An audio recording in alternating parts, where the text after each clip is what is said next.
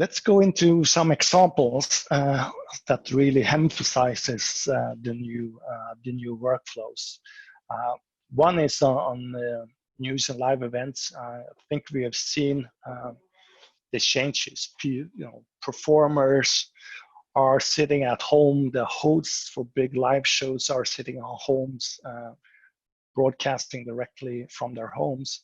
We've even seen performers playing together, from different locations, and of course this and on the production side, it's the same thing. People cannot really be at their normal studios, so some might be, but some might also sit at home, and that has changed really the workflows. Again, I said, scalability versus quality, really ability to scale these workflows without losing quality, and having flexible first mile, last mile solutions. It's really become key for providing that agility and flexibility that you need. Another thing that this is also shown is the automation and orchestration of the workflows. If you have time, it's quite easy to set up these type of environments, but be able to do it in very quickly and on demand will gonna be the key going forward.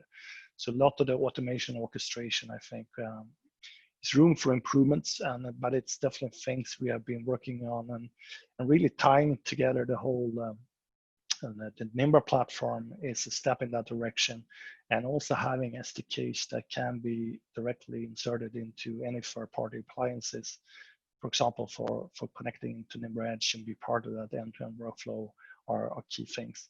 Latency and sync, I said, latency for those type of remote productions are key, especially when you're talking about performance sitting at different sites, but also having synchronization and make sure that you're synchronizing your flows enables you to have, I wouldn't say long latencies, but at least medium latency, and then you can compensate for it in the production environment. Again, this is something we do when we're tagging all the content with timestamps, etc., making sure that different sites are synchronized. Again, key things for the future. But all in all, I think most of the things are there. It's a lot of lessons learned, and make sure it's easy to use and have that automation and orchestration going to be key. Here is just some of the examples how we are building this. You have, and here is Nimbras, but in many cases, I said, it's open platforms. You can just have Docker software on PCs, or even third-party appliances, and we just send out an SRT or 60 stream and they can receive it. The only thing when we do that is, of course, we don't have end-to-end monitoring and performance monitoring and dashboard capabilities on the quality on the received streams. But from that, it's all part of that Nimbra Edge possibilities. And this comes to having, you can even do from arenas or auditoriums or any type of source. You can even do multi-camera environments. You send it over internet. You're using ARQ protocols to ensure the quality, and you sync these streams to your production environment, where you can sit at your home studios, or you can even sit remotely at home, working towards that, given, of course, that your production facility allows that type of remote control and remote participation. I think we definitely start working more and more also now with cloud production. So certain elements of this now also moves into the cloud and sits beside our Nimbra Edge platform directly into the cloud. So we can bring in feeds directly there, and you do actually do the production, and you can sit anywhere and do the production in the cloud. Once you have the content produced, again, you can send it into the cloud for cloud distribution, using, for example, Nimbra Edge, or yes, use your normal distribution platforms to distribute it to your rights holder or remote offices. But it's really about really distributed content to the right person anywhere with a strong, good quality. One of the things, and we started doing this for many years, for example, with both universities and theaters, and here in Sweden, we have worked with both KTH and Riksteatern, which is a theater that's traveling around the country and doing performances. And we have shown that you can have different performances doing like a music performance, sitting both in Stockholm or even in Finland, and they're playing together. This is just a trick that, of course, with the traveling a fiber, you're using the speed of light, where normal audio is much slower, right? So even when two musicians stand on the same scene, if they're 10 meters apart, that means you have roughly, the audio will take roughly 30 milliseconds to travel those 10 meters. 30 milliseconds, you can really go back and forth across the whole Sweden,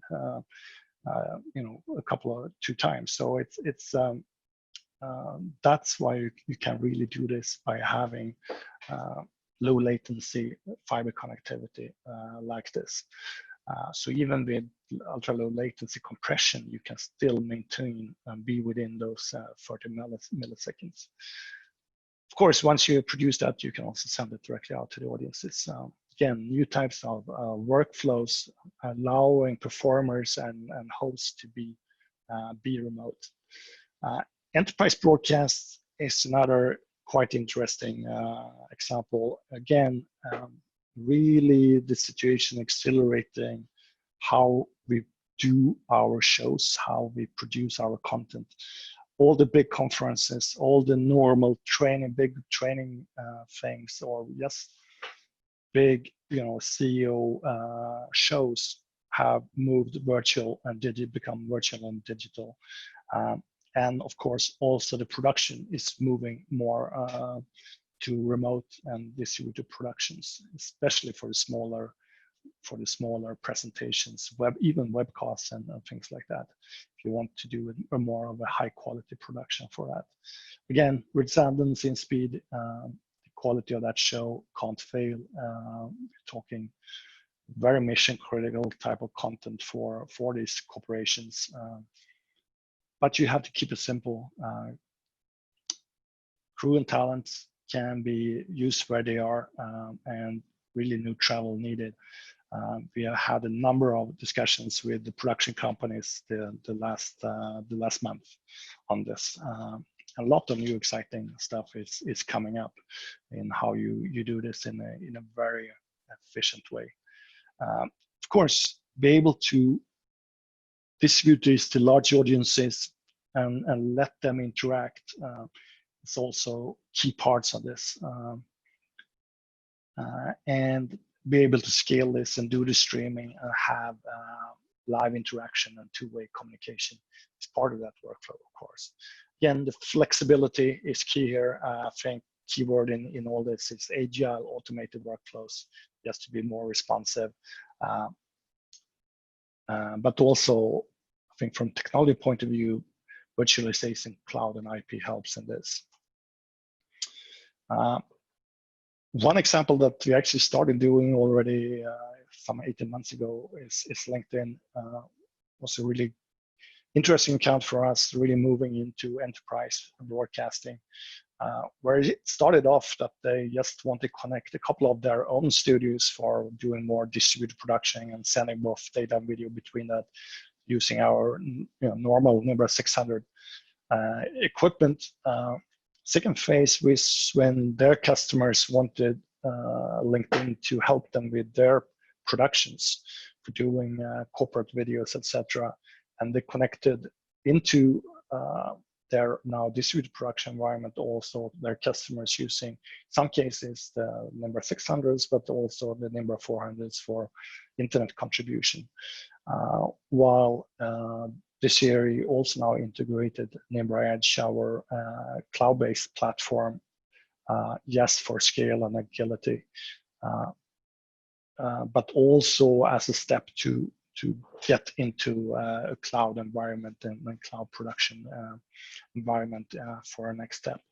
So quite interesting example, and interesting where the enterprise broadcasting is moving. But I think overall, and I think it ties back to the first pictures we saw before on live productions where they are moving in this situation. And I think it just shows that enterprise production and live production, especially I would say tier 2 type of production environments, are harmonizing, and we'll see a harmonization now in the market and going forward for those type of production environments, where a lot of the production will be done remotely, or some of it even in the cloud, and where talent can sit at the home studios, but even remotely, and controlling the cameras remotely and doing the production remotely, also for enterprise productions. So I think we're going to see the step here. As you can see, the workflows are quite similar. You can bring the feed or feeds back to your production office. You can have talent sitting at home participating in that production. Part of that production can be in the office, part can be in the cloud, and using, for example, Nimbra Edge to just ingest all those streams into the cloud, and also distribute it out to where it needs to be, whether it's in the production environment or in the end out to the remote employees, remote offices, whoever needs to see that content. As you can see, it's all IP, it's all internet, it's all cloud. Of course, for more tier 1 type of productions, internet will be more dedicated IP or open IP, managed IP networks. But apart from that, it's the same type of workflows.